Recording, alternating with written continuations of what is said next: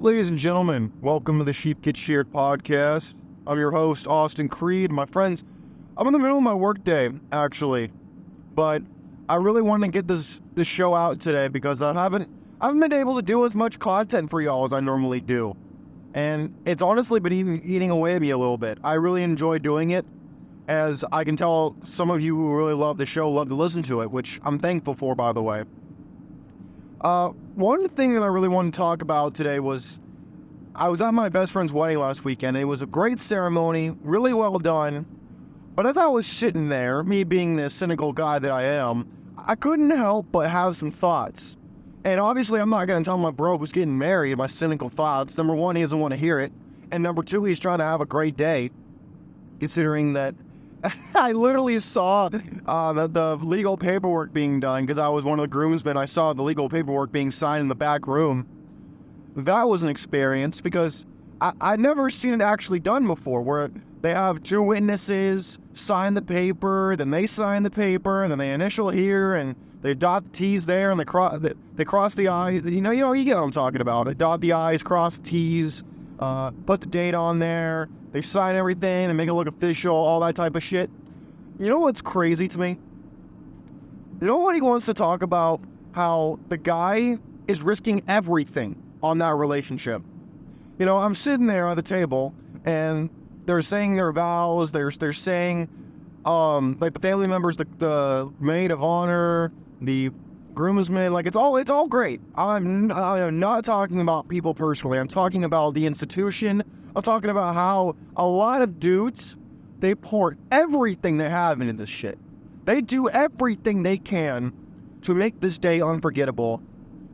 And then unfortunately, a lot of times, that's exactly what it becomes, because then they may get the divorce. And 80% of the time, it's the woman who files a divorce. Before, they wouldn't even admit that was the truth. Now they'll admit it, but then say that it's not their fault. You gotta love that part. But my friends, the reason I bring this up is not because you haven't heard it before, because odds are you have. The reason I bring it up is because a lot of people who are skeptical, or maybe a little skeptical like me, but they still want to get married. They still want to have a committed relationship. They are not ready to fully walk off the plantation. The political plantation has been set up by the robber barons of yesteryear, being continued by the tech pirates of today. Nobody wants to completely walk off that plantation.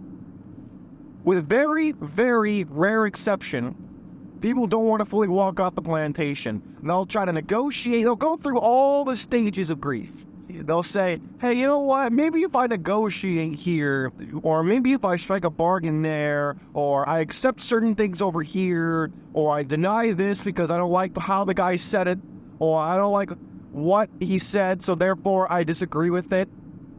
Despite the fact that has no regard on how valid the statement is, they'll ignore it because there are stages of grief when people are exposed to the truth, in the same way that I'm going through stages of grief because my grandfather just died. Except I've been through this once or twice, and so for me, I know when I'm going through the stages of grief. I know how to handle it to an extent because I've dealt with loss my entire life. So I know how to deal with it a little bit better. But when it comes to truth, when it comes to your world view, people don't want to give it up. They don't want to say, you know what? Austin, I see what you're saying with marriage not really benefiting me as a man, but if only I do X, Y, or Z, I can make it work. Or if only I find the right woman, I can make it work. People will give me these excuses in real life. Oh yeah, they'll give it to me on the internet. They'll give them probably to you in your life as well. And my friends, I'm not gonna sit here and tell you, oh, just listen to me and everything will work out. Hey, if it's working out for me thus far, let me tell you. But number two, I don't expect people to want to walk off the plantation that's been built for them by the politicians and by the billionaire class. They want to sit there and they want to soak in the lies. They want to soak in the propaganda that's pushed on them. And you might ask yourself, why? Why is it that guys like me on the side of the internet, we say that guys finish last. We say that you shouldn't invest in women. We say that you shouldn't be in long-term relationships. You want to know why we say these things? We don't say them because they're easy. We don't say them because they make us feel good. We say it because it must be done if you want to walk off the plantation. You know, in days gone by, there was actual slavery in this country, in America. There was. Now, there isn't that defining line between who is a slave and who is a free man. There used to be a very clear distinction on who was a slave and who was a free man. Now, I am not here to tell you that slavery should come back because it already is here. Oh yeah, you're not walking around in chains, you're walking around with debt. They don't have physical chains on you and you're not calling people massa. You have debt over your heads and you're calling people boss. Oh, I'm sorry, did I offend you with that direct comparison? I don't give a damn. Because unless you could sit there and call me a liar, you missed the point. The point of the matter is, it's easy to see things when people put it in proper perspective. You might find this style of speech abrasive. You might find it offensive. You might say, Austin, I cannot stand how you say things because it triggers me. Good. Good, because guess what? That's how I woke up. You think I woke up by people sitting me down and saying, now, Austin, I'm going to sit here and I want to tell you about the different unfortunate realities of the world, and I'm going to say it in a nice, calm, soothing voice that's very likely to put you to sleep. Of course they didn't.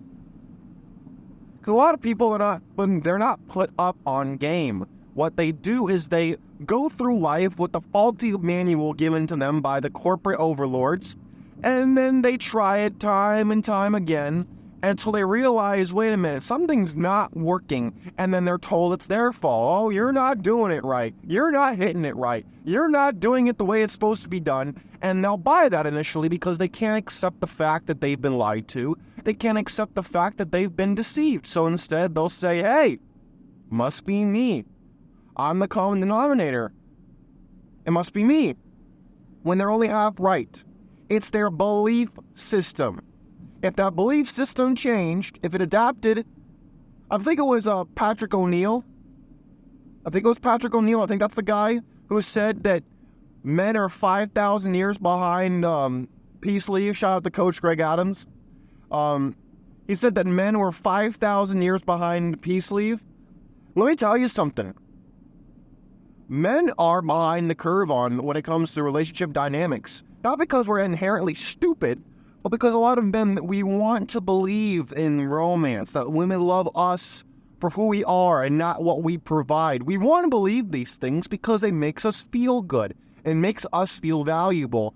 Instead of saying, you know what, I could find myself a maid. I could find myself a cook. I could find myself a personal assistant. I could find myself a sugar baby. I can get all of these things with money to save me time. They'll say, no, I'll get a wife and I'll try to convince her to do all these things, pay her more money to do less, and have to nag her, have to convince her, bribe her, give her an allowance, all these things while paying her car, paying her insurance, paying for her half of the mortgage, doing all these things. Why?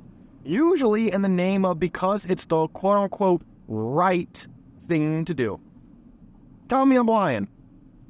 Hey, gentlemen, if you think I'm lying, or I'm out of pocket, or I'm out of line, go in the comments. Tell me I'm out of line. Tell me that I'm out here lying to you. Because the unsubscribe button, the block button, the report button, it's right there. You think I'm lying to you, you can go ahead. See, this is the problem. Too many men, they just don't like the style and how it's said. And then they choose to ignore it instead of saying, you know what? He has validity in what he's saying. His points make sense. I might have said it differently, but what he is saying holds weight. What he's saying is true. What he's saying rings with me. It's sticking around in my head, and I can't get it out. I don't want to believe it. I don't want to think it's true, but it is. And my friends, you see right there, that is the sign of personal growth, because you're understanding that just because I don't like something or do like something should have nothing to do with whether you believe it or don't believe it. Now, I'm not going to sit here and pretend like I am not also someone actively attempting to overcome this reality. But what I will tell you is there are levels to this. There are different grades to this. Because once you start to accept the unfortunate realities of the world you live in, you will start to view the world differently. You will see and operate your life in a different way that is unrecognizable to the average normie who goes around like an NPC.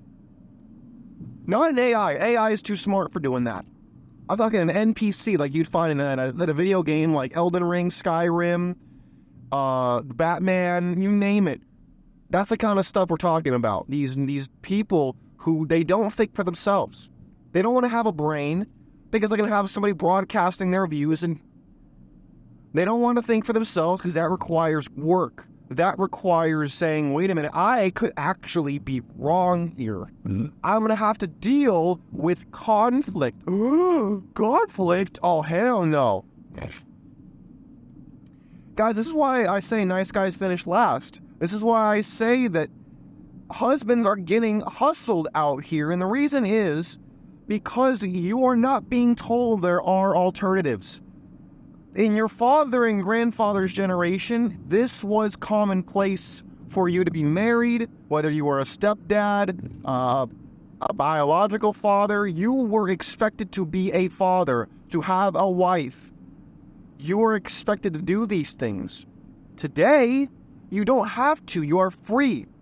But people want to go back to those old days. They want to bring the old days back, not having any knowledge of history as to what that entails, what they have to sacrifice, and what comes along in the fine print. They want women to be traditional, not realizing that it's not as glorified, it's not as good as they think it is, number one. And number two, it means that they have to be traditional as well. You'd be shocked by the level of bullshit I hear on the internet with people saying, oh yeah, you gotta get yourself a ride or die, 1 in a billion chick, but then you can go cheat on her and have other hoes on the side. And I'm like, what year is this? What kind of advice is this? This is the stupidest shit I've ever heard in my life. So after that, you find the so-called magical unicorn that doesn't even exist, but we'll say hypothetically you find it, and then you're supposed to then cheat on her with other chicks? No. No, sorry. No, man, that's not traditional. That's not how that works. Look, the reason I'm saying that husbands are being hustled is because I wish that marriage was different. Frankly, I do. But guess what? It's not. It's not. Does that mean it's impossible to have a good marriage? No, it's not impossible. But it's not going to be free. That's for damn sure. And number two, it's going to require everything and you're paying more to get less. Now, if you're already married, make that work because you're already stuck stuck sounds bad. You're in a relationship, make it work as much as you can. But if you are not married and you're listening to the show, you do not have to get married. The days of that are long gone. Like I said, you can get a maid, you can get a cook, you can get a personal assistant, you can get a sugar baby, you can do all these things and they will gladly go over and help you instead of having to deal with attitude, deal with BS, deal with her looking, not putting as much effort as she might go into girls' nights out. You don't have to deal with that shit. You don't have to. But people will still volunteer for it because that's what the normies are doing and they want to fit in. Fitting in is stupid. You want to be like Mr. Average Eddie, but then make buku bucks? You want to be like Warren Buffett? Yeah, sorry, man. No, that ain't gonna happen. That's not how it works. You have to make sacrifices to get where you want to go. You don't just show up at the finish line. You gotta run the race, and you gotta be willing to make sacrifices. Hopefully this is coming through okay, by the way, because I'm on the road. I have no idea how this sounds as I'm talking. But my friends, this is a subject matter that a lot of men who have been divorced, they'll tell you, but the men who are actively in a marriage, whether it's succeeding or failing, they won't tell you how hard it is. They won't tell you how difficult it is, how much they've given, and how little they've gotten in return. They won't tell you that. Why? Because it doesn't go with the program. It doesn't fit with the narrative that people push about marriage, that it's all good and you get this happily ever after, more or less, like you see at the end of every Disney movie. And the answer is no, you don't. But it's still sold that way because people want you to believe in the fantasy and they want to keep this imaginary image of marriage working, and it doesn't work. Not for a lot of people. The divorce rate has never been higher. And a lot of people are unhappy with the system. And a lot of the men, they don't say a damn thing because they don't want to be ostracized. They don't want to lose their job. They don't want people to think less of them. So they won't say it. So I'll say it for them. And a lot of other guys on the side of the internet will tell you the same thing. Not because we're bitter or hurt, but because we are not blind. We see it for what it is, a fraud. My friends, let me know how you've been hustling your marriage. Or maybe you want to flip the script and tell me how it's worked for you and what sacrifices you've made to make it work. I'm open for that conversation. But don't sit up here and tell me that it's all rainbows and unicorns and pots of gold at the end of it. Don't tell me that, because we all know that's rubbish. You got to be out here and put in a lot of work, a lot of compromise, and even then you're not guaranteed a return.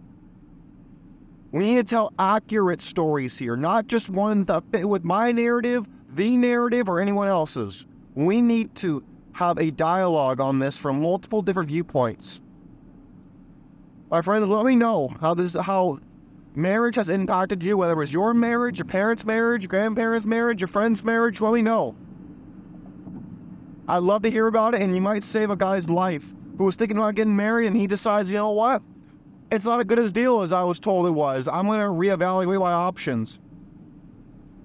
That could save his life, and you could be a part of that.